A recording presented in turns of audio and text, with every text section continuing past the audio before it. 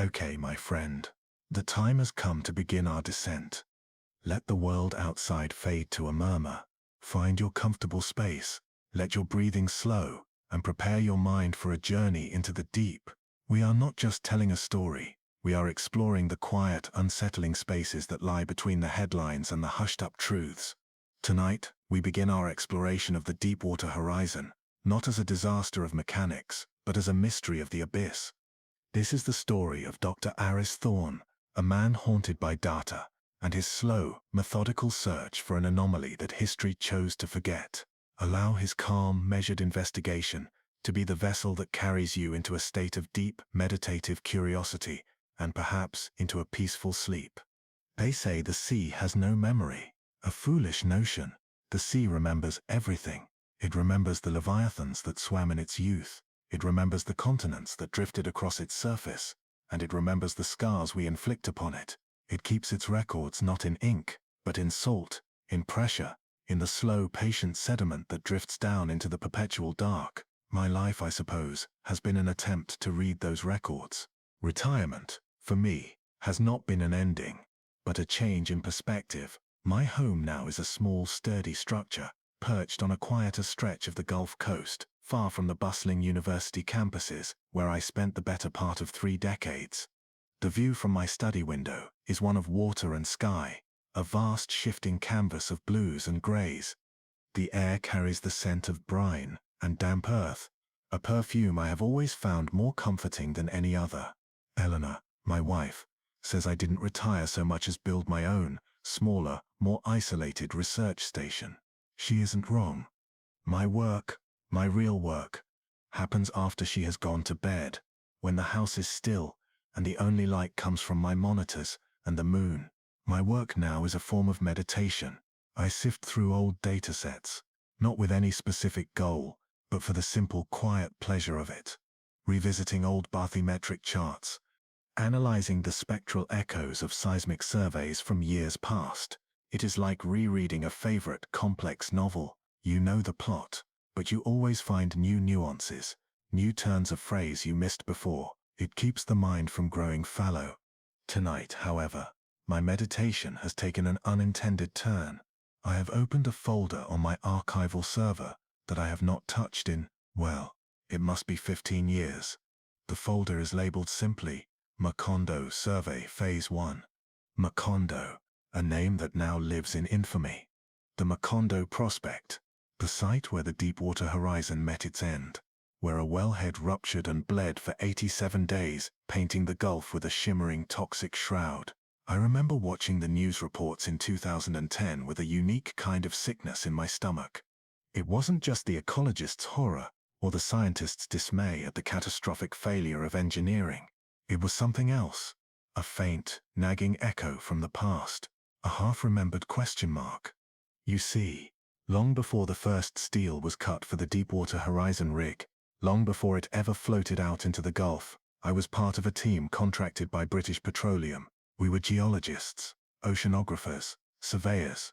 Our job was to create the first comprehensive, high-resolution map of the seabed at the proposed drilling sites, including the Macondo Prospect, to chart its topology, analyze its substrate, and listen to its subterranean whispers. It was routine work, in a way, high-tech, high-stakes, but routine. My specific role was to analyze the gravimetric and magnetometric data, essentially, measuring minute variations in the Earth's gravitational and magnetic fields deep beneath the waves. These readings can tell you about the density of the rock, the presence of mineral deposits, the structure of the salt domes that so often trap reservoirs of oil and gas. They give you a ghostly, inferred image of what lies miles beneath the seafloor. I have the old files open now, the raw data streams scrolling slowly across my main monitor. It all looks so benign. Numbers and waveforms, a silent digital representation of the abyss. But as I look at them tonight, the memory returns with a clarity that is almost startling. It was a section designated Grid 7G. Deep within the Macondo Prospect, the seismic data was clear, a promising geological formation. But my data, the gravity and magnetic readings, showed a flicker of something unusual, an anomaly. It wasn't large, but it was persistent. A subtle, localized warping in the magnetic field, and a corresponding pocket of unexpectedly low density in the gravity readings, deeper than the target reservoir. It was an inconsistency, a small piece of the puzzle that didn't quite fit. I remember flagging it. I wrote a memo, a short one, suggesting further analysis. I spoke to my project lead, a geologist named Peterson, a good man, but pragmatic to a fault. He looked at my charts, listened to my concerns. "It's probably a sensor ghost, Aris," he'd said, tapping the screen, "a pressure fluctuation affecting the magnetometer, or a small unmapped methane hydrate deposit. It's deep, it's insignificant to the drill target. Let's not chase shadows." And so, we didn't. The memo was filed. The anomaly was noted in an appendix as a probable sensor error.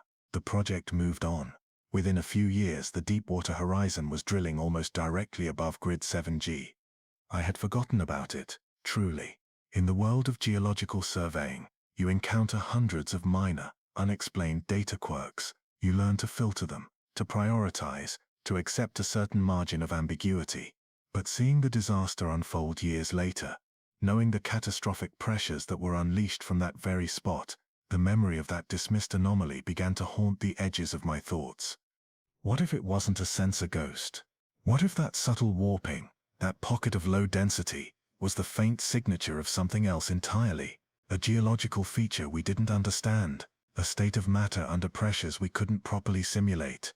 My fingers move across the keyboard, calling up the old visualization software. It's clunky by today's standards, but it works. I feed it the raw data from Grid 7G. On the screen, a three-dimensional model begins to form, a wireframe landscape of the seabed and the strata beneath. It's mostly uniform, layers of sediment and rock depicted in cool blues and greens.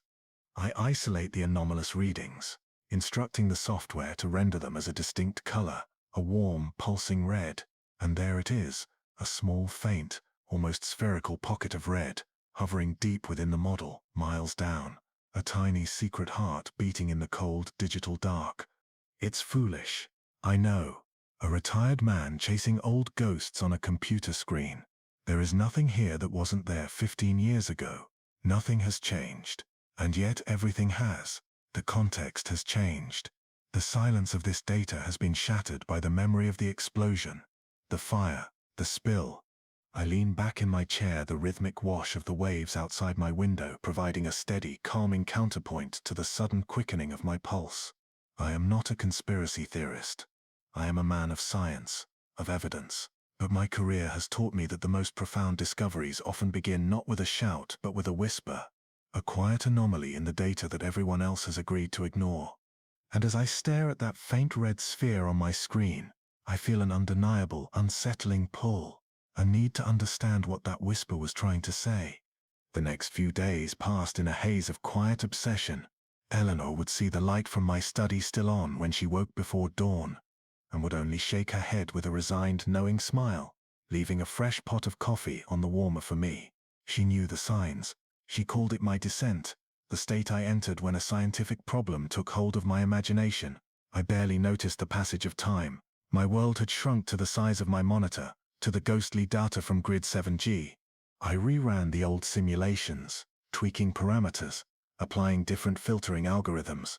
I tried everything I could to make the anomaly disappear, to prove Peterson's old assertion that it was merely a sensor ghost. But it remained, stubborn, persistent, a subtle but undeniable feature in the data landscape. It wasn't just a magnetic quirk or a gravity shadow. The two were correlated in a way that suggested a single unified source, something that was simultaneously low density and capable of warping the local magnetic field in a very specific, non-random pattern. I spent hours just staring at the visual representation, that faint red sphere. It was like looking at a medical scan of a patient, trying to diagnose a condition based on a subtle shadow on a lung. You begin to develop a feel for it, an intuition, and my intuition was screaming that this was no error. It was real. It was during one of these late-night sessions, my eyes bleary from staring at numbers, that I paused to stretch. I walked over to the bookshelf, pulling down a heavy volume, a photo essay on the world's coral reefs I'd co-authored early in my career. I flipped through the pages, the glossy photographs a riot of color from a healthier time. And that's when the thought surfaced, unbidden. It's strange, I have such a vivid memory of certain species of brain coral, the Colpophilia natans, having much more vibrant, almost pulsating blue and violet hues. It's right there in my mind, a memory from a dive off the coast of Belize in the 80s. But looking at these photos now, even the ones I took myself, and comparing them to modern pictures from healthy reefs, the colors seem muted, less complex. Maybe it's just the fallacy of nostalgia, the way old film captured light. Or maybe, just maybe, the ocean itself has subtly lost some of its old vibrancy, its old palette. It's a tiny thing, a fleeting thought, but it makes you wonder about the reliability of memory and the slow creeping changes that happen just at the edge of perception. The thought, as strange as it was, seemed to unlock something in my mind. If small, subtle things could change in the world, could there be other subtle things I had missed? Other whispers? My own data was a closed loop. To find out more, I needed external input. Reluctantly, I turned to the internet. Not the academic databases I was used to, but the messier, more chaotic world of public forums, social media archives, and independent journalism from the time of the spill. I began by searching for any unusual reports connected to the Macondo prospect in the year leading up to the disaster. It was a digital needle in a haystack search. Most of the information was of course related to the spill itself, a torrent of news articles, legal documents, and angry, heartbroken commentary. But I filtered, I refined, I dug deeper into the obscure corners of the web. I found a forum for offshore oil workers, buried in a thread from late 2010. A user writing under the name Rigrat79 posted something that made me sit up straight. He claimed to have a friend who had been on a supply vessel near the Deepwater Horizon a week before the explosion. His friend had told him, in confidence, about seeing strange lights deep in the water during a night run. Not the familiar bioluminescence of marine life, he'd insisted, but something else. Faint, pulsing, geometric patches of blue-green light that seemed to rise from the depths and vanish. The friend was apparently laughed at by his crewmates. The post itself was met with ridicule on the forum and quickly buried under other comments. Another search led me to a digitized local newspaper archive from a small fishing town in coastal Mississippi. A tiny article, barely 100 words long, from the winter of It quoted a local fishing boat captain who was complaining about strange, low-frequency rumbles he was picking up on his hull-mounted hydrophone when he was out near the continental shelf. He described it as sounding like a giant slow heartbeat, and claimed it was scaring away the fish. The article treated it as a local curiosity, a bit of color. Lights, sounds, whispers, anecdotes. Nothing concrete, nothing that would stand up in any scientific paper. But it was corroboration of a kind. It suggested that something unusual was happening in that patch of ocean, long before the well ever failed. The most unsettling discovery came from a heavily redacted Coast Guard incident report I managed to unearth from a government transparency database. It was filed by an ROV, a remotely operated vehicle that was doing routine pipeline inspection work months before the disaster, but in a neighboring exploration block. The operator logged a significant and unexplained magnetic field deviation that caused temporary malfunction in the ROV's navigation system. The coordinates noted in the report were miles from Macondo's Grid 7G, but the description of the magnetic interference pattern, it was strikingly, eerily similar to the one I had recorded in my own data. The official conclusion in the report was a suspected software glitch in the ROV. A sensor ghost. A software glitch. Local curiosities. Each incident, on its own, was easily dismissed. Insignificant.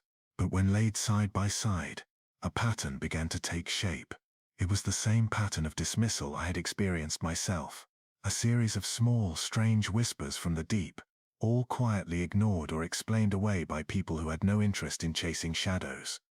I leaned back, the first rays of dawn painting the sky outside my window in hues of pearl and gray. The red sphere of my anomaly pulsed gently on the screen. It no longer felt like a ghost in the machine. It felt like the heart of a story that was refusing to stay buried.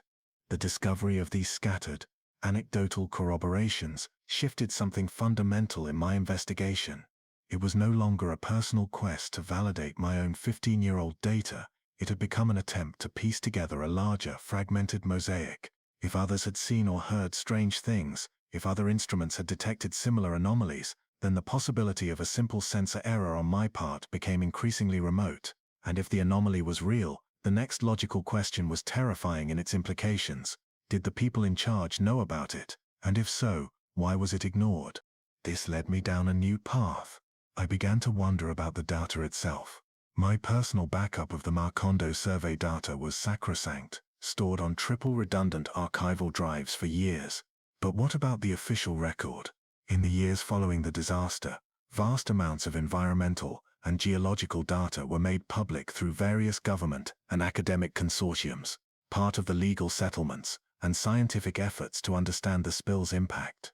Accessing these public databases was easy. The interface was clunky, the datasets massive, but it was all there. I zeroed in on the original geological surveys from the mid-2000s, looking for the official, public version of the very same data I held in my private archive. It took the better part of a day to download and collate the relevant files. The sun was setting again, casting long shadows across my study. When I was finally ready to run the comparison, I wrote a simple differential algorithm, a piece of code that would compare my personal data file for Grid 7G with the official public file byte for byte and highlight any discrepancies. I clicked execute and leaned back, expecting to find nothing. Data degradation over time could account for minor, meaningless differences, but what the program returned made the hair on my arms stand on end. There were discrepancies, not many, but they were surgically precise. In the public version of the data, the very peaks of the anomalous magnetic readings I had recorded had been smoothed. The localized gravity shadow was subtly lessened. Its signature broadened, making it appear more like a natural, diffuse geological formation. The changes were minute, the kind of data cleaning or noise reduction that a junior technician might be asked to perform to make a chart look tidier, but the effect was profound. In the public record, my sharp, distinct and correlated anomaly had been transformed into insignificant, uncorrelated background noise. It had been officially, quietly, technically neutered. My anomaly was gone from the public record. I felt a coldness spread through my chest. This wasn't a simple case of a different filtering algorithm being used. This was a deliberate alteration, however subtle.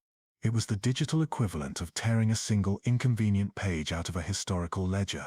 Someone, at some point, had made the decision that this particular shadow did not need to be seen. The question was no longer what is the anomaly. It was now who altered the archives, and why. This new chilling discovery pushed me into even stranger territory.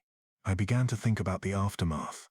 If they were trying to hide the existence of a strange geological or biological phenomenon, would their efforts have stopped with altering old data, or would they have continued during the cleanup and containment efforts?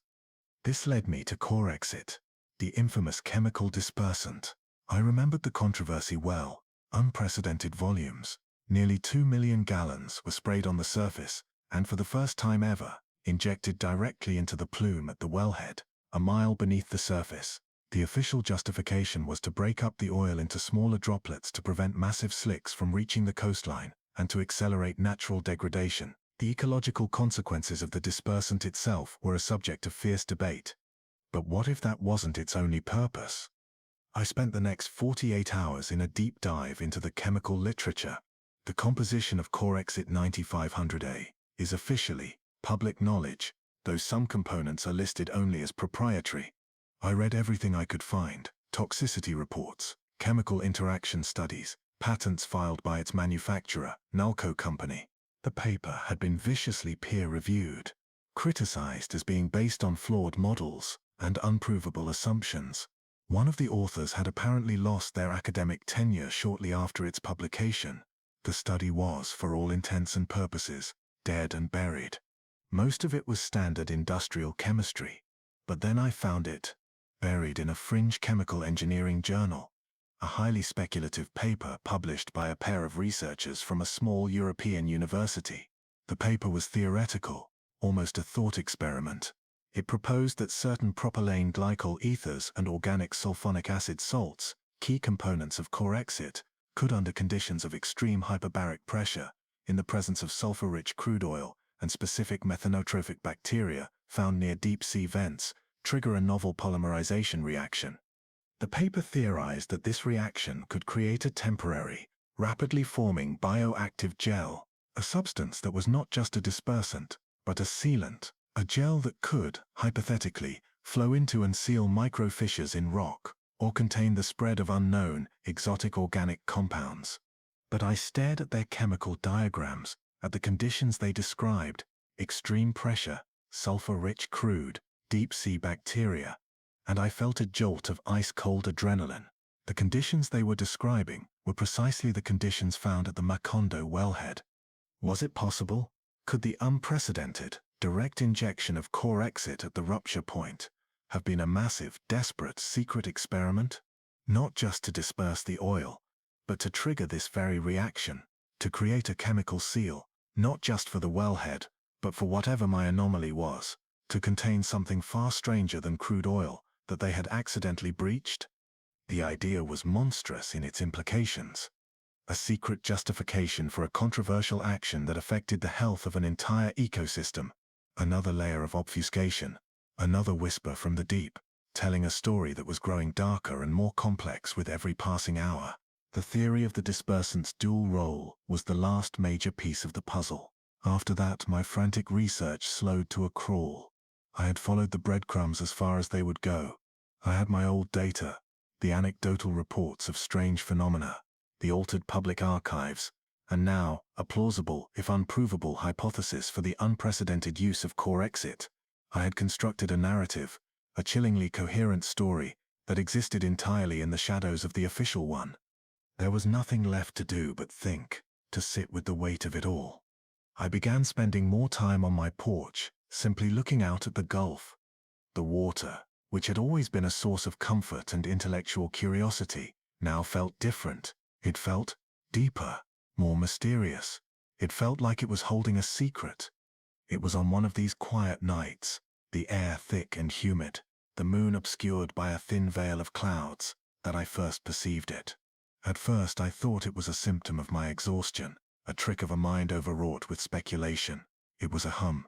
It wasn't a sound in the conventional sense, not something my ears could clearly define. It was more a vibration, a feeling that seemed to travel up through the floorboards of the porch, through the soles of my feet, and settle deep in my bones. It was incredibly low frequency, almost subaudible, and it was rhythmic, a slow, steady, powerful pulse, thrum, pause, like a colossal sleeping heart. I stood perfectly still, concentrating, trying to isolate the source. It was directional. It was coming from out there, from the deep water, from the direction of the continental shelf, from the direction of the old Macondo wellhead. I dismissed it at first. The thrum of a distant container ship, perhaps, the resonance of some onshore industrial machinery carrying through the ground. But I waited and listened.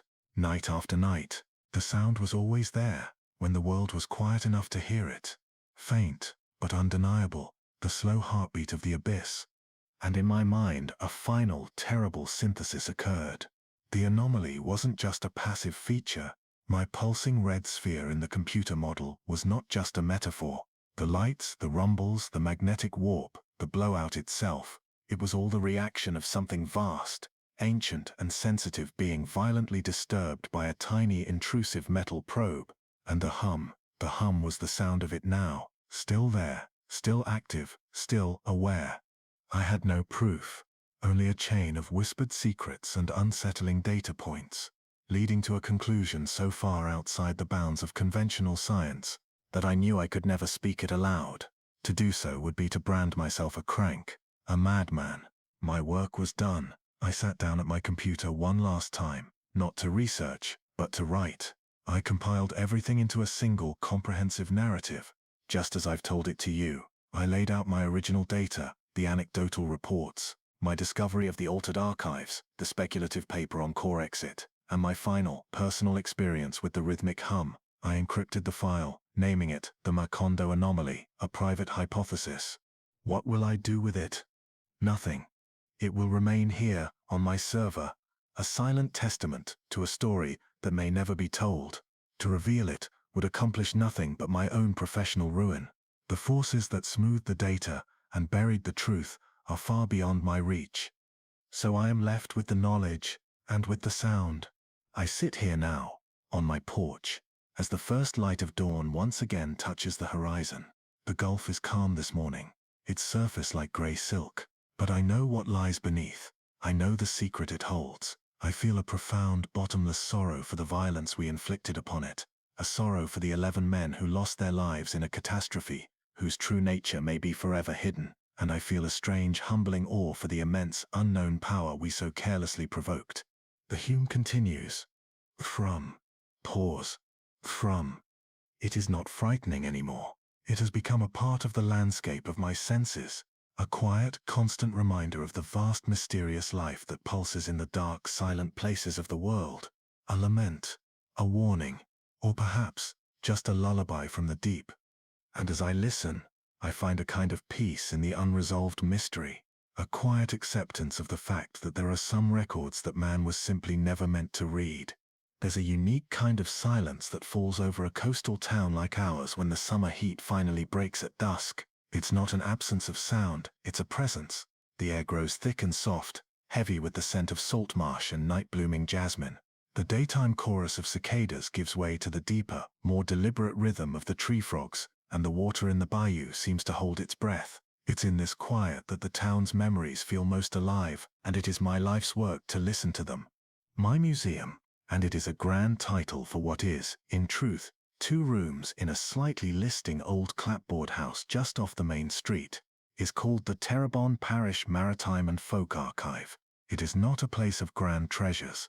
There are no gold doubloons or priceless artifacts. My collection is more fragile, more human. It consists of old shrimpers' nets, their threads frayed from 1,000 casts, sextants whose brass is greened with age, faded, sepia-toned photographs of fishing crews squinting into a sun from a century ago. But the heart of my archive is not in the objects, but in the voices.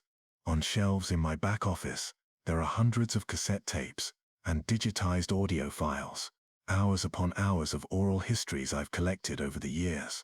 The voices of oystermen, of net makers, of their wives and mothers and daughters, stories of hurricanes and jubilees, of lean times and plentiful ones, of the old superstitions and the slow creeping changes to the water and the land. I am a keeper of these lost voices, an archivist of memories. My days are spent in a slow, patient ritual of listening, transcribing, and cataloging. I find a deep meditative peace in the work. Each story, each anecdote, is a piece of a larger soul, the soul of this place, this community, that has been tied to the whims of the Gulf for generations. In the years following the 2010 spill, the nature of the stories began to change. The grief was palpable, a heavy, oily coat that settled over everything. The tales were of lost livelihoods, of sick children, of a deep and abiding anger at the distant, faceless corporations that had poisoned the waters. I collected these too. They were painful, but vital, a testament to our resilience and our sorrow. This was history, raw and bleeding. I categorized these narratives under headings like economic impact, community trauma, and environmental grief. It was the logical, professional thing to do. It was only recently, perhaps 10 years after the well was finally capped, that I began to notice the other stories. The stranger ones. The ones that didn't fit so neatly into my established categories. It started with a box of effects donated by the daughter of a woman named Cecile Bro, who had passed away at the age of 92. The box was mostly filled with old recipes and church programs, but at the bottom was a small cloth-bound diary. Most entries were mundane, observations about her garden or the price of shrimp, but in the spring of 2010, the entries grew strange. An entry from early April, about 2 weeks before the explosion, read, "I dreamed of a black sun last night. It rose not in the east, but from the waves out in the Gulf. It did not give light, but drank it. It did not give warmth, but a deep cold. I woke with a fear in my bones I have not felt since Hurricane Camille." A few days later, "The pelicans are acting strangely. They sit on the pilings, but they do not fish. They just stare south, out at the deep water, as if they are waiting for something they dread." I transcribed the entries, of course. My first instinct was to file them under local folklore and omen traditions. It was a classic example of a premonition narrative, easily explained by psychologists as a subconscious anxiety, a story created or reinterpreted after the fact to make sense of a tragedy. It was a fascinating piece of folk psychology, and so I filed it away. A month or so later, I was reviewing an old audio interview from 2011 with a fisherman named Thomas Guidry. I was listening for details about the changing salinity of the bayous, but a part of his testimony I had previously glossed over suddenly snagged my attention. Again, my professional mind clicked into place. This was a valuable anecdotal record of ecological precursors. I made a note to cross-reference it with official reports from NOAA and the Fish and Wildlife Service. But the phrase, "something spooked the deep," it resonated with the old woman's dream of the black sun. Two distinct stories, two different people, both pointing to a sense of profound unease, of a natural order being disturbed, before anyone knew there was a reason to be uneasy. I began, slowly at first, and then with a growing sense of purpose, to re-examine my archives, not for stories about the aftermath, but for whispers of the time before. I listened to hours of tape, read through countless letters and diary entries, my mind tuned to a new frequency. I was no longer just looking for history, I was looking for the uncanny. And the more I looked, the more I found. A fleeting comment from a charter boat captain about his compass spinning inexplicably when he passed over a certain patch of deep water. A story from a rig worker's wife about her husband calling home and complaining of a terrible vibration on the Deepwater Horizon. A low hum that got in your teeth. A week before the explosion, something management had told them was normal resonance from the drilling. Each story, on its own, was a piece of driftwood, easily dismissed, explainable. But as I began to lay them out on the great table in the archive's main room, I felt a strange chill. These weren't just random anecdotes. They were faint lights, blinking in the darkness, all pointing in the same direction, all trying to warn of a catastrophe that was, at that point, still gathering its terrible strength, miles below the surface of the sea. The initial handful of stories, Cecile Bro's dream, Thomas Guidry's unnatural catch, they were like magnets. Once I had them, they began to pull other similar fragments out of the seemingly random chaos of my archive.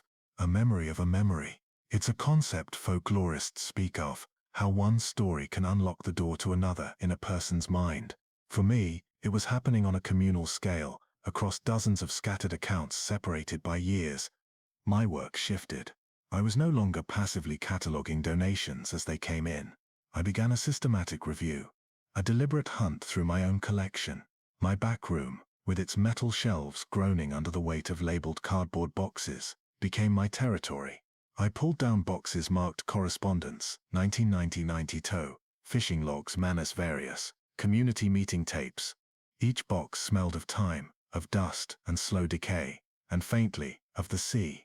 The rain started this afternoon, a soft grey drizzle that has since thickened into a steady, lulling downpour. I love the sound of rain on the museum's old tin roof. It insulates the world, makes this small space feel like the only room on Earth. It's the perfect sound for thinking. It was while I was sifting through a box of old Mardi Gras ephemera, faded Cruet favors, photographs of floats from decades past, that the thought, the aha moment as some might call it, struck me. It wasn't a thunderclap of revelation, but a quiet, creeping sense of discrepancy. I was looking at a photograph from the late 1980s, a candid shot of a family watching a parade, their faces happy, their hands full of cheap plastic beads, and I found myself thinking, the colors seemed so much richer back then, didn't they? The purples deeper, the greens more vibrant. Even the cheap plastic beads had a certain luster. I walked over to a display case where we have some modern Mardi Gras items. It was true, or it felt true.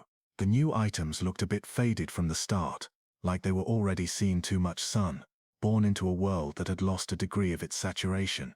The thought lingered. I walked over to the window and looked out at the rain-soaked street. I swear, even the smell of rain isn't the same. I remember as a child, the smell of summer rain on hot asphalt was sharp, clean, electric petrichor they call it. Now even after a long dry spell, the rain seems to carry a faint, almost imperceptible undertone, a heaviness, A faint chemical tang you can't quite name. It's the kind of change that happens so slowly, you convince yourself you're imagining it. You tell yourself it's just the fallacy of a memory that grows more perfect with time. But what if it's not? What if it's the world itself that is imperceptibly, irrevocably, fading? This feeling, this sense of a fundamental shift in the very sensory texture of the world, lent a new urgency to my search. It made the whispers I was collecting feel less like stories about the past, and more like clues to the present. My focus for the last week has been a particularly daunting set of boxes. They were part of a large anonymous donation made after Hurricane Isaac in 2012. The items were all recovered from a flooded fishing shack, and were heavily water damaged. They've been sitting in climate-controlled storage, waiting for the painstaking work of restoration, a task I've put off for years due to its sheer difficulty. But Thomas Gaudry's story of the spook deep made me wonder what other tales from the fishing community might be locked away in these damaged records. For days I've been carefully separating fused pages, drying them slowly between sheets of archival blotting paper. Most of it has been unsalvageable. Ledgers turned to solid blocks of pulp, letters whose ink has bled into illegible Rorschach patterns. But this afternoon, I found it. It was a ship's logbook, small, thick, with a dark blue, water-stained canvas cover. The name on the inside cover was faint, but I could just make it out. The Cajun Queen. The owner, Captain Albritton, had passed away years ago. He was a quiet man, known for keeping to himself. His family must have donated the shack's contents without knowing what was there. The pages were stiff, warped, and smelled of brine and mildew. I worked on them with a soft brush and a delicate touch. My breath held tight. Most of the entries were what you'd expect: coordinates, weather observations, catch totals, notes on engine maintenance. But as I got to the entries for April of 2010, the handwriting, a neat utilitarian cursive, grew slightly more agitated. An entry from April 16, 2010, 4 days before the Deepwater Horizon exploded. I read the words, my heart beginning a slow, heavy drum against my ribs. Night run. Positioned approx 20 nautical miles. NNW of the Macondo block. Sky clear. Sea state calm. Unusual phenomenon observed at 02:13 hours. Witnessed by myself and first mate Jean-Pierre. A silent green pulse of light from the deep. Not bioluminescence. This was different. Geometric. Like a vast, slow-opening emerald eye on the seafloor. It lasted maybe 10 seconds. Lit everything up from below with a sick green light, then vanished. No sound. The strangest part, for the duration of the light, and for maybe 5 minutes after, all our electronics went haywire. GPS lost lock. Radio issued nothing but harsh static. Even the digital clock on the microwave reset. JP is spooked, says it's a bad sign. A grizz from the deep. I told him it was probably some Navy sub-experiment, but I've never seen anything like it. Marking coordinates, staying clear of this area for the rest of the trip. I sat back, my hands trembling slightly. This was no longer a dream, no longer a feeling or a vague omen. This was a first-hand account. A logged, dated, and located event. A silent, green pulse of light. Electronics failing, and it was right there, a stone's throw, in geological terms, from where the rig stood. Captain Albritton had seen something. He had dismissed it as a military test, but his mate, Jean-Pierre, had felt its true nature. A bad sign, a warning. The rain pattered against the roof, a gentle, steady rhythm. But in my mind, I could see it. The quiet darkness of the Gulf, a lonely fishing boat on the calm water, and then, a sudden, impossible bloom of green light from the abyss. The logbook lay open on my workbench, a tangible piece of evidence. It felt like the whole nature of my project had just changed. I was no longer just collecting the folklore of a tragedy. I was now investigating the strange spectral signs that had heralded its arrival. The Shrimper's logbook changed everything. It was an anchor point, a piece of tangible history that grounded the more ethereal stories of dreams and premonitions. Captain Albritton and his first mate Jean-Pierre had witnessed something inexplicable, something physical enough to disable their electronics. A silent green pulse of light from the deep. The phrase had taken root in my mind. It was a starting point for a different kind of search. A search not just for stories, but for official records, for some sliver of corroboration in the cold, hard world of data. My first thought was the Coast Guard. An event like that, an unexplained phenomenon that interfered with maritime equipment, would surely warrant a report. Even if Captain Alberton had dismissed it as a Navy sub-experiment, protocol would have encouraged him to log it with the authorities upon his return to port. I spent days navigating the labyrinth of the Coast Guard's public records databases. The search portals are notoriously difficult, a bureaucratic maze of keywords and case numbers. I searched for incident reports filed from that specific sector of the Gulf in April of 20. I searched for phrases like unexplained light, magnetic interference, navigational failure. I cross-referenced the call sign of the Cajun Queen, trying to find any record of its communications. The result was a profound and frustrating silence. It wasn't that my searches came back negative, it was that they came back empty. Logs for that week from that particular station seemed to have gaps. Reports that were indexed in a table of contents would lead to a file not found error when I tried to open them. It was like trying to grasp smoke. There were shadows where documents should have been. This wasn't the sloppiness of an underfunded archive. This felt deliberate. It felt like a careful digital excision. The very absence of information became in itself a piece of evidence. My investigation hit a wall of silent, bureaucratic indifference. The official world had no record of, or no interest in acknowledging, Captain Alberton's green light. It was a dead end, and the frustration left me feeling weary, the familiar weight of helplessness settling in. I decided to shift my focus. If the past was being willfully obscured, perhaps the present still held echoes. I began thinking about the stories that came after the spill, not the economic or political stories, but the strange, quiet ones. I remembered a conversation I'd had years ago with an old friend, Maybelle, whose family has lived on the bayou for generations. We'd been talking about fishing, and she'd mentioned a certain cove her grandfather used to love, a place now strangely barren. It's not just the fishing, cheer, she'd said, her voice dropping a little. The place just feels hollow now. The birds don't sing there. It's a cold spot, even in the middle of July. I drove home as the sun set, my mind reeling. The cold spot was real, the silence was real, and the whisper felt real too. My investigation had taken another turn.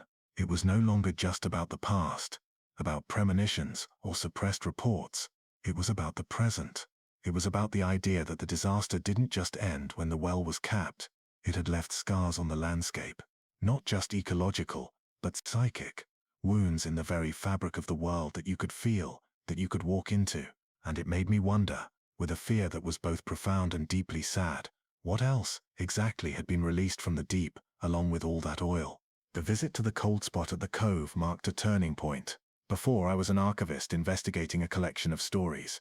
After, I felt as though I had become one of the stories myself. The experience settled within me, not as a memory of a frightening event, but as a permanent shift in my own sensory landscape. The world felt thinner. The veil between what is seen and what is felt had become porous, and I found that I was now sensitive to things I had previously been numb to. My archive, once my sanctuary of quiet, academic work, began to feel alive. It started with the audio recordings. I would be listening to an interview from years ago, a voice I'd heard a dozen times, and suddenly I would hear something new in the silence between the words. A faint sigh, a breath that didn't belong to the speaker, or to me. At first, I blamed the old tapes, the hiss and crackle of magnetic decay, but it kept happening. I would rewind, listen again, and it would be gone. It was only ever there on the first listen, a fleeting spectral artifact that existed only in the moment of discovery. The whispers I'd heard at the cove began to follow me home, not in any distinct conversational way. They were more like emotional transmissions. While working late, surrounded by the ghosts of my collection, I would be overcome by a sudden, inexplicable wave of profound sadness, so deep and vast it felt like it belonged to the ocean itself. It would crest over me, and then recede, leaving me breathless and shaken, my own grief for my community momentarily magnified into something boundless. My dreams changed too. I never had the premonitory visions of Cecile Bro. My dreams were formless, abstract.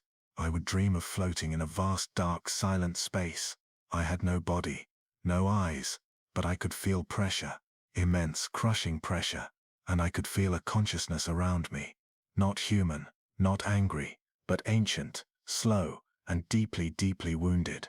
I would wake with the phantom sensation of salt water in my lungs, and a sorrow that was not my own.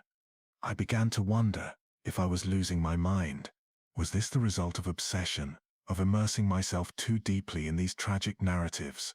Was I simply internalizing the collective trauma of my community, my empathetic nature amplifying it into these strange sensory experiences?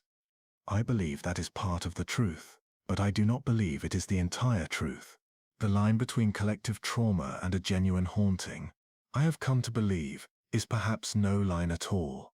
What is a ghost, if not a memory with a lingering, unresolved energy? What is a haunted place, if not a landscape that has absorbed so much pain it cannot help but cry out in its own silent way? Perhaps what I was experiencing was not just my own mind, but the mind of the place itself. The voice of the water, the sorrow of the land. My investigation had to end, because I realized I could never prove anything. There would be no definitive evidence, no creature to be found, no scientific paper to be written. To try and force these experiences into the rigid boxes of proof would be to do them a violence. It would be to misunderstand their very nature. So, I began a new work, a different kind of archive. In the corner of my back room, I cleared a special shelf. I took a new, empty archival box, and on the label, I wrote not folklore or trauma narratives, but simply the whispers. Into this box, I placed my transcription of Cecile Bro's Dream of the Black Sun.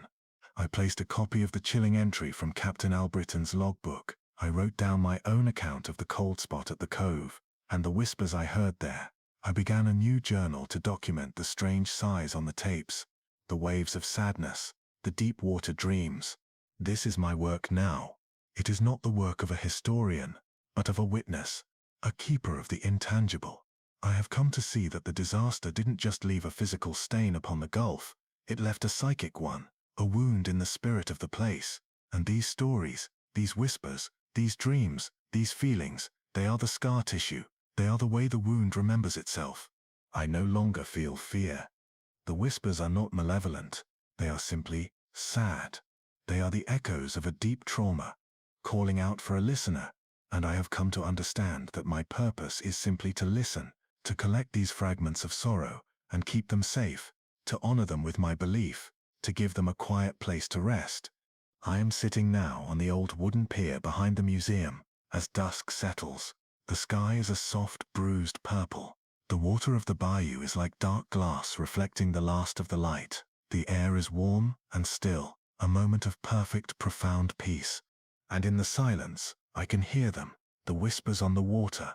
They are faint, like the sigh of the tide, like the rustle of unseen reeds. They speak of the deep, of the pressure, of the green light, of the long sorrow. And I am not afraid. I just listen. I am the archivist of the water's ghosts, and my work is to remember for them. For 35 years, my professional life was the study of chaos, not the elegant chaos of weather systems or cosmic nebulae, but the messy, deliberate chaos engineered by human beings. I was an investigator.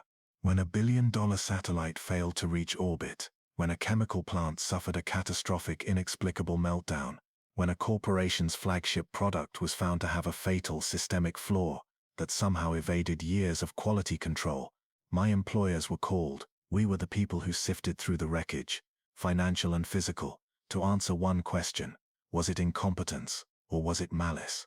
You learn, in that line of work, that the two are often indistinguishable.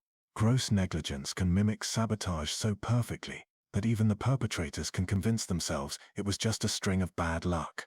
But my talent, my curse perhaps, was a knack for seeing the signal in the noise, for finding the one tiny deliberate action concealed beneath a mountain of plausible deniability. It made me very good at my job. It also left me with a profound distaste for the world my job revealed. So I retired. I built this house in the high desert of New Mexico, a place of stark, clean lines and silent, empty landscapes, a place as far removed from the tangled world of corporate intrigue as I could get. My days are my own. I have two hobbies: astronomy, which reminds me of the elegant, predictable order of the cosmos, and horology, the art of making and repairing clocks. I find a deep, almost spiritual satisfaction in restoring an old timepiece, the delicate dance of gears and springs, the patient application of oil, the final satisfying tick-tock of a restored balance wheel. It is the polar opposite of my former life. It is the creation of perfect, reliable order from a state of disrepair. It is honest. The Deepwater Horizon disaster occurred just before I took my final bow.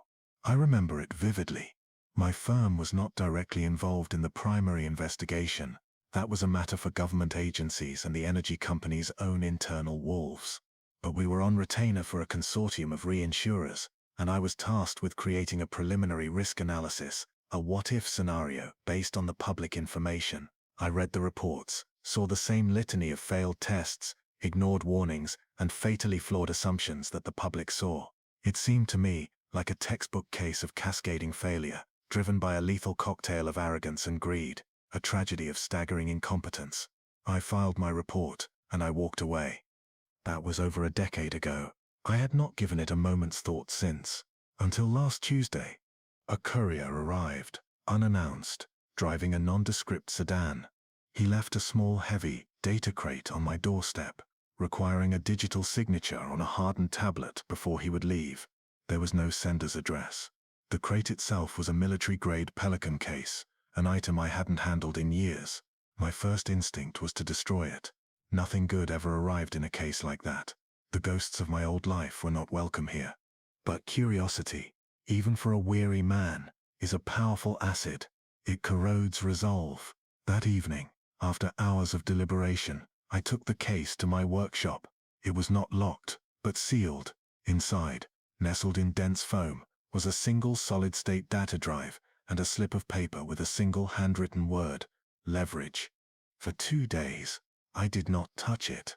I worked on a particularly complex 19th-century marine chronometer, losing myself in the miniature, brass and steel universe of its workings. But the black drive sat on my workbench, a tiny rectangle of potential chaos, mocking my carefully constructed piece. On the third night, I gave in. I connected the drive to a secure, isolated analysis rig I'd built for my own cybersecurity research, a machine completely air-gapped from the internet and my home network. The drive contained a single, massive, encrypted file. The word leverage was the passphrase. The file that opened was a perfect, bit-for-bit forensic image of a hard drive. The drive, according to the metadata, had belonged to a senior engineer on the Transocean team, one of the men who had perished in the explosion. How anyone had recovered this, let alone imaged it, was the first of 1,000 questions. The drive contained everything you'd expect: work emails, technical manuals, family photos, but it also contained a hidden, password-protected partition. Inside this partition was a private log, a journal of technical notes, observations, and frustrations. I spent hours reading, my old instincts stirring from their long slumber. Most of it confirmed the public narrative: concerns about the cement job, rushed procedures, pressure from management. But then I found the entry that hooked me, the entry that pulled me from my peaceful retirement and back into the dark. It was dated 3 days before the explosion. The engineer was describing a series of tests on the blowout preventer, the BOP, the final fail-safe device that was supposed to shear the pipe and seal the well. He wrote of a diagnostic failure on one of the specific hydraulic systems, a system that controlled a specific set of blind shear rams. The official reports mentioned these failed tests, but the engineer's private log contained a detail that was never made public. He wrote, "Ran the deep diagnostic again on the ST-lock system. Failed. But the failure mode is wrong. It's not returning a standard hydraulic pressure error or a valve fault code. It's returning a firmware checksum mismatch. It's behaving as if someone with root access has pushed an unauthorized, uncertified version of the control software. It makes no sense. The system is supposed to be a closed loop on site. I flagged it to the rig manager. He told me to reboot the controller and log it as a standard comms glitch. He doesn't want another delay, but it feels wrong. Software shouldn't just change itself." I read that paragraph 3 times. A firmware checksum mismatch. To a layman, it's jargon. To an investigator who has dealt with industrial control systems, it is a glaring, screaming red flag. It is the digital equivalent of finding a key in a lock that no one on your team has ever seen before. Incompetence can cause a hydraulic leak. Bad maintenance can cause a valve to fail. But for the core control software to be altered on a closed-loop, high-security system like a BOP stack, miles beneath the ocean, that requires access, intent, and a level of sophistication far beyond a rig manager trying to cut corners, it suggests a ghost in the machine, a deliberate, unseen hand. I leaned back in my chair, the quiet, orderly ticking of the chronometer on my workbench suddenly sounding like a countdown. The peace of my desert sanctuary had been breached. The simple, ugly story of corporate negligence had just developed a new, terrifyingly complex chapter, and I, against my better judgment, against every instinct for self-preservation I had cultivated, felt the old, familiar, and deeply unwelcome pull of the hunt. I had to know who held the key. The initial shock of the engineer's discovery, the firmware mismatch, gave way to the cold, familiar process of methodical verification. For an entire day, I did not delve further into the engineer's log. Instead, I focused exclusively on the forensic image of the drive itself. I analyzed its structure, its undeleted file fragments, its creation and modification timestamps. The image was clean, professionally executed. There were no signs of tampering, no artifacts of digital forgery. Whoever sent this to me was not a fabricator. They were a courier, delivering a genuine article. This was real. With authenticity established, I returned to the engineer's logs, using his observations as a key, a lens through which to re-examine the mountain of public data I had archived a decade ago. It was like returning to a crime scene you had previously cleared, but this time, an informant has told you exactly where to look for the hidden bullet casing. I spent hours immersed in the BOP stack's hydraulic schematics and its electronic control diagrams. The Deepwater Horizon's BOP was a behemoth, a 10-story, 400-ton hedge against disaster. But like any complex system, its strength was dependent on its weakest link, and its most complex, most vulnerable systems were not the massive steel rams, but the delicate redundant control pods, the electronic brains that gave the orders. The engineer's log pointed to a software anomaly. My investigation therefore focused on the flow of data.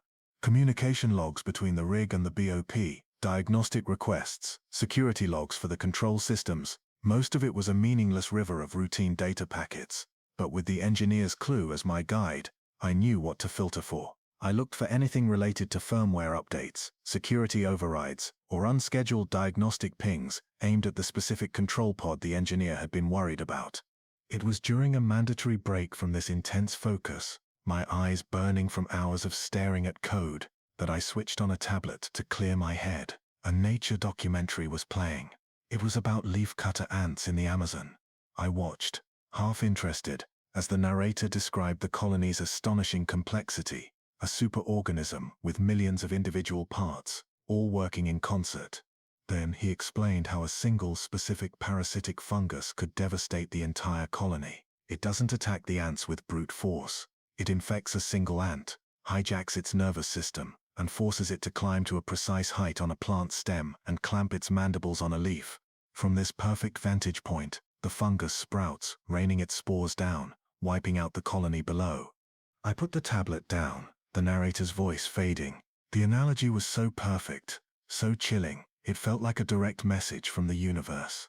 Leverage, the word on the slip of paper.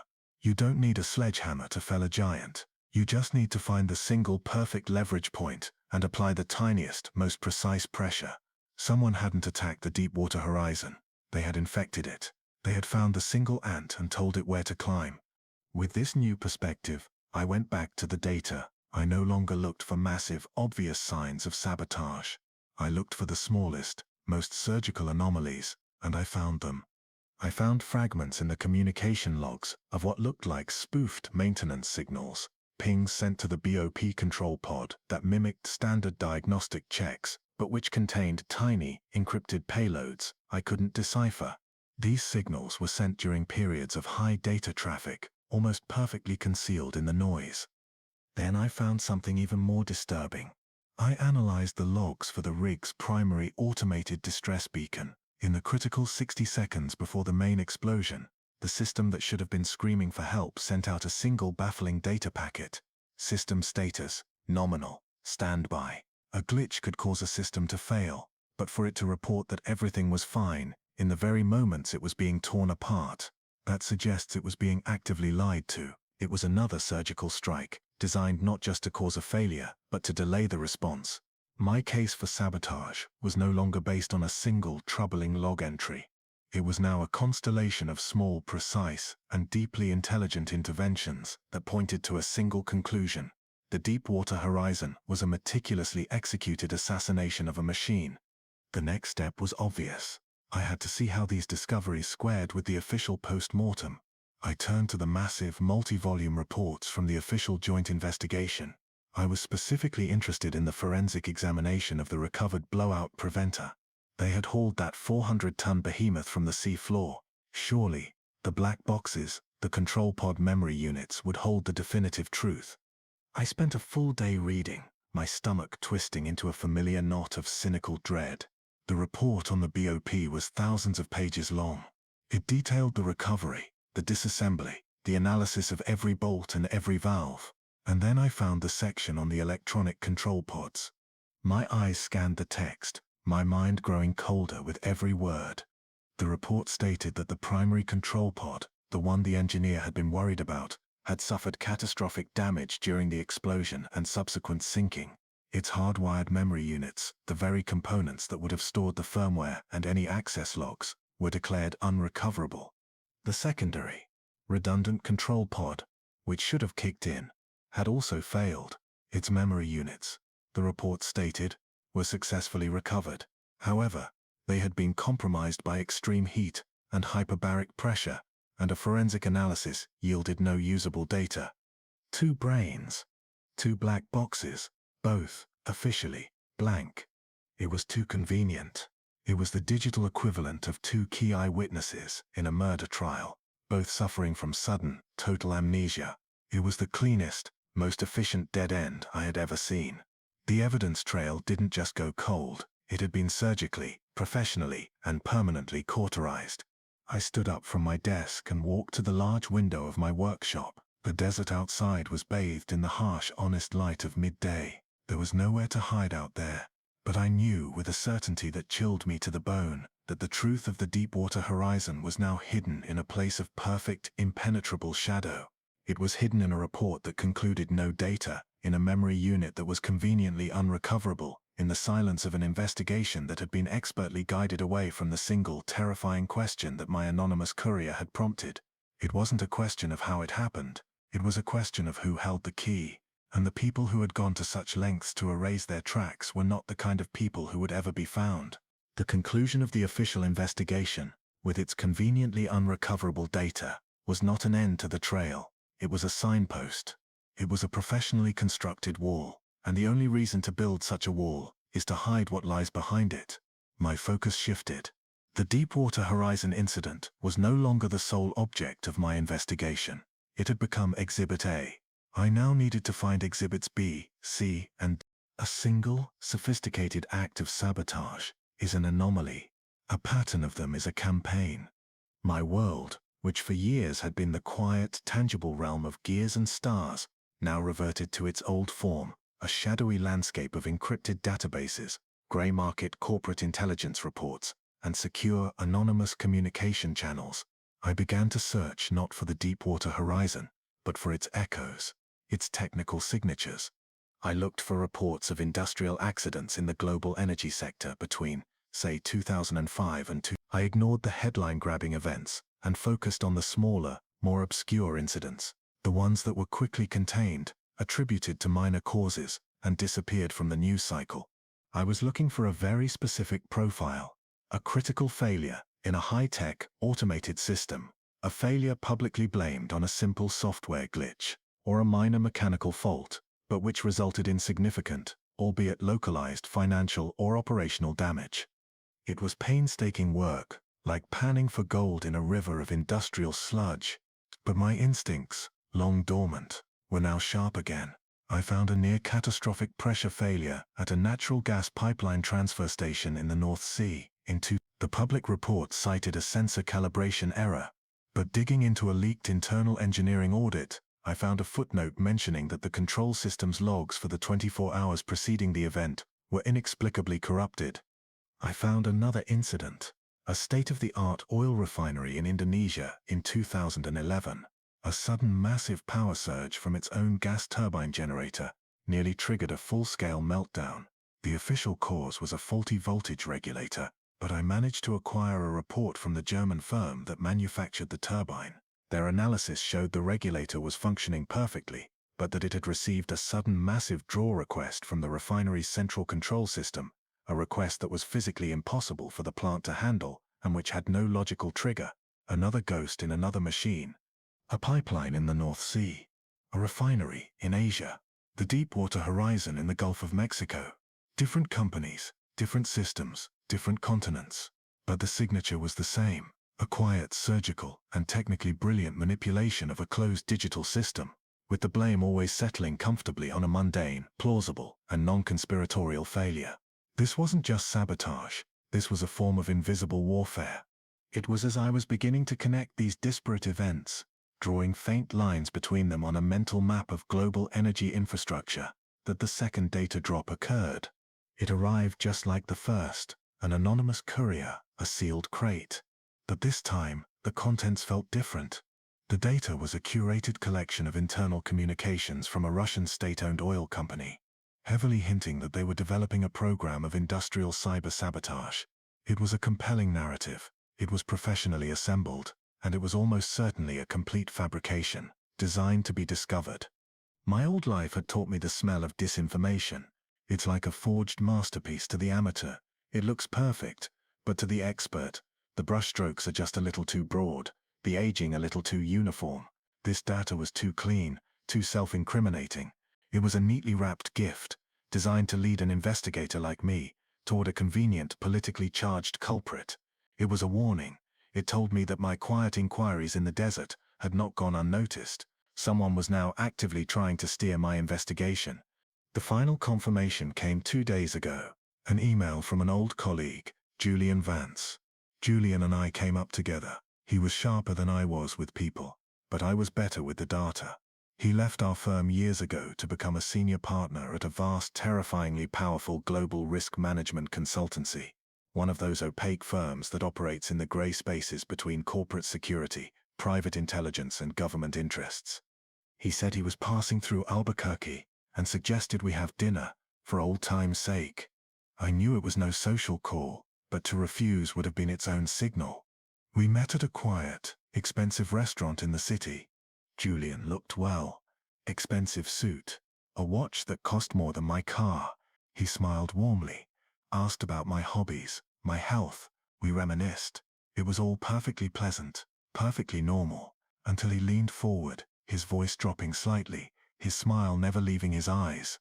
I heard you've been reconnecting with old work, he said, swirling the wine in his glass. Dusting off the old skills. That's admirable, Marcus. But the world has changed. It's not our game anymore. I kept my expression neutral. Just a private intellectual exercise, Julian. A man needs a puzzle to keep his mind sharp. Of course, he said, but some puzzles are best left in the box. Anonymous sources, old data. It can be intoxicating. I know, it can make you feel like you're the only one who sees the real pattern. But these days, it's difficult to tell a genuine source from a sponsored one. You can't always know who is handing you the puzzle, or why, or who else is watching you try to solve it. He took a sip of wine. That Deepwater Horizon business, for instance. A terrible tragedy. A perfect storm of corporate malfeasance. The consensus on that is solid for a reason. Anyone trying to invent a new narrative now, well, they'd look like a fool. Or worse, a man with an agenda. The message was delivered with the precision of a surgeon's scalpel. No threats, just friendly, professional concern. He was telling me that my investigation was known. He was telling me my sources were compromised. And he was telling me, in the politest way possible, to stop. It's good to see you, Marcus, he said, as he prepared to leave, placing a hand on my shoulder. Enjoy the desert. Enjoy the peace. You've earned it. Don't go looking for patterns in the static. I drove home through the dark, empty desert, the lights of the city shrinking in my rearview mirror. Julian hadn't come to threaten me. He had come to deliver a professional courtesy, a final warning from the world I had left behind. They weren't going to stop me with force. They were going to simply make the truth impossible to find, to isolate me in a labyrinth of disinformation and gentle smiling dissuasion. The altered current was no longer just a theory about industrial accidents.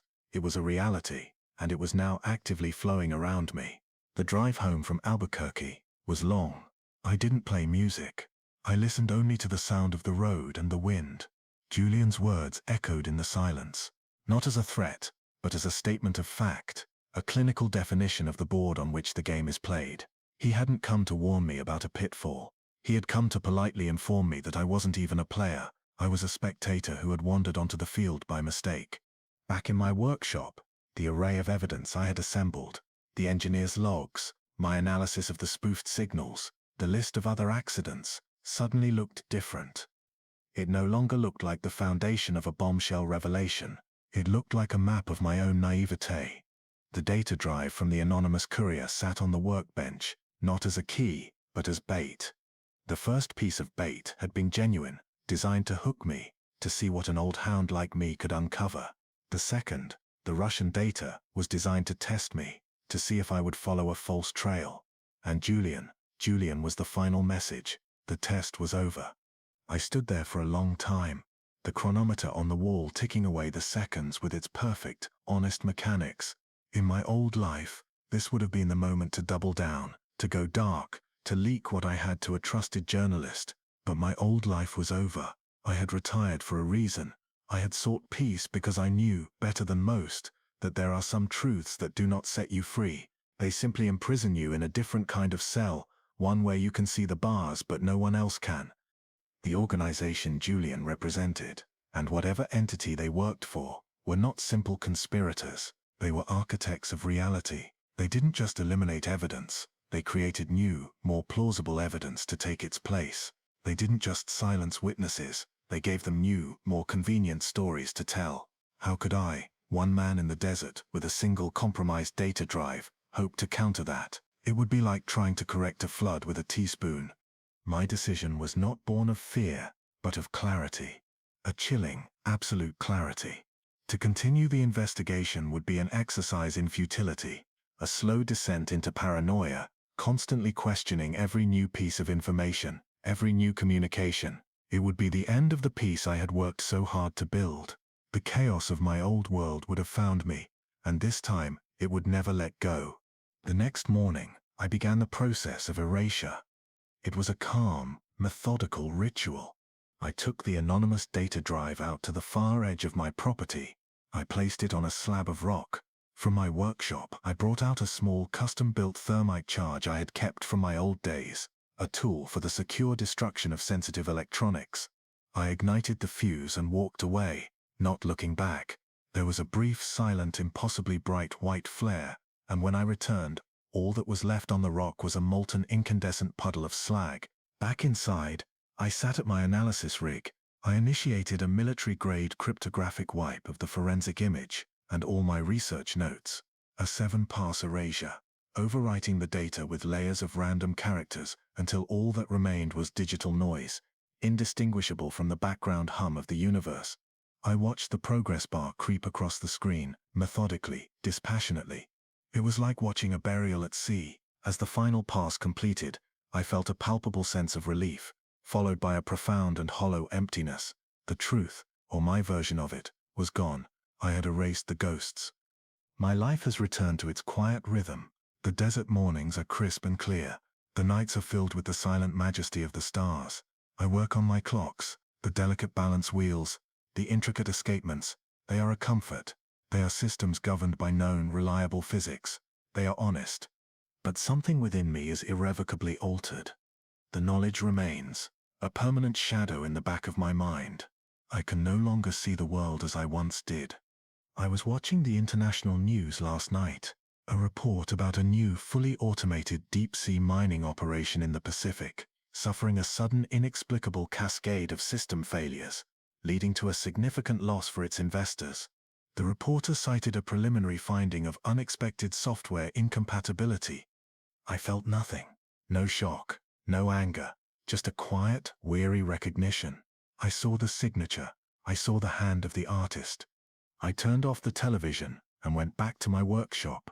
I picked up a brass gear, no bigger than my fingernail, and examined it under my magnifying lamp. I could see the perfect, clean-cut edges of its teeth. I could control this tiny universe. I could put its pieces together and create something that told the time, honestly and accurately. It is a small act of order in a world I now know is guided by vast, silent, and deliberately altered currents. It is not much, but it will have to be enough. And I tell you, Alara, the week before that rig blew, the water was wrong. Just wrong. We were out near the shelf, and I swear we pulled up nets that were full of these things. Deep water things. Anglerfish. Gulper eels. Stuff you never see, not unless the whole damn bottom of the world's been stirred up. They were all dead, of course. We just cut 'em loose. I said to my boy, something spooked the deep. He told me I was crazy. At the time, I dismissed it as a poetic expression of ecological grief. A cold spot. But now the term echoed in my mind with a new, more literal resonance. I called May Bell. I asked her about it again, trying to sound casual, just a folklorist's curiosity. She told me the stories were common, if spoken in hushed tones. There were a few such places. A stretch of beach on a barrier island where people's dogs would refuse to go, whining and pulling at the leash. A particular bend in the bayou where the water was always unnaturally still, even on a windy day. Locals, the ones who truly knew the land and the water, simply learned to avoid them. They were places where the sorrow of the spill felt concentrated, palpable. I knew I had to go to one. I chose the cove Maybelle had mentioned. It wasn't far, a short drive and a walk through a path overgrown with palmetto and cypress. It was late afternoon yesterday when I went. The air thick and warm, heavy with the smell of damp earth after the rains. The walk itself was alive with sound, the buzz of insects, the rustle of unseen things in the undergrowth, the distant cry of a hawk. But as I approached the cove, the sounds began to change. It was subtle at first. The chorus of insects seemed to thin out, their buzzing becoming sparse and hesitant. The birdsong stopped completely. A few more steps, and I was standing on the edge of the cove. The silence was immediate and profound. It wasn't peaceful. It was an active, oppressive silence. The air, which had been warm and humid on the path, was now distinctly cooler, a damp, cellar-like chill that had nothing to do with the weather. I could feel it on my skin, raising goosebumps on my arms despite the heat of the day. The cove was beautiful, in a wounded sort of way, a crescent of dark, silty sand, with skeletal remains of salt-poisoned cypress trees, standing like sentinels at the water's edge. The water itself was dark and still, reflecting the grey sky like a pane of smoked glass. No ripples, no sign of fish or crabs, nothing. I stood there for a long time, just breathing, listening to the silence. And then I heard it, a whisper. It was so faint, I was certain I was imagining it. It was like the sound of a voice from a faraway radio, muffled and indistinct, carried on a breeze that wasn't blowing. It seemed to come from all around me, a sad, sibilant sigh that I couldn't quite form into words. I held my breath, straining to listen, but it was gone as quickly as it came. I felt a sudden, primal urge to leave. It wasn't panic, but a deep, instinctual sense of being somewhere I was not welcome, a sense of trespassing on a place of deep, lingering grief. As I turned and walked back onto the main path, the warmth returned as if I had passed through an invisible curtain, and the familiar, vibrant chorus of insects and birds swelled to greet me.